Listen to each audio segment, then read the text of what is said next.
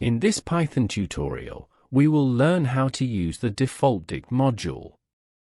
To support us, you can subscribe to the YouTube channel and like the video. Let's make an example to understand how to use the Defaultdict module. There is a text file. Imagine that you want to group the words in the text file as numbers. For example, how many words are there in 4? You can do this in several ways. You can do this very easily using the Defaultdict module. Let's learn how it's done. First, I import the module.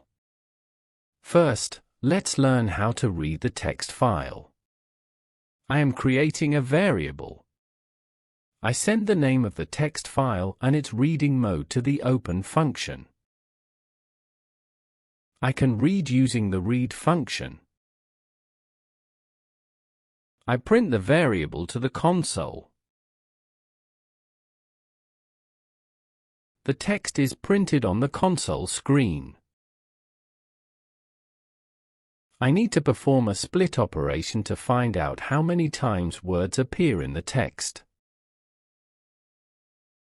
I split all the words using split. Now I want to know how many times each word is used.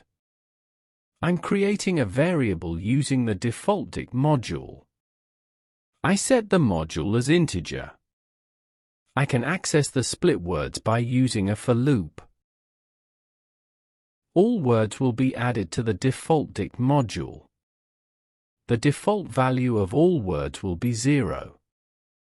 Then I will increase the numerical value of the word by 1. I print the word count variable to the screen as a dict.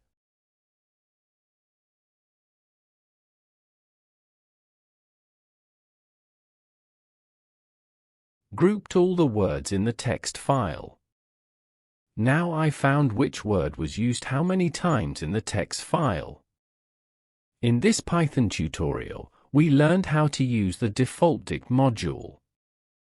To support us, you can subscribe to the YouTube channel and like the video.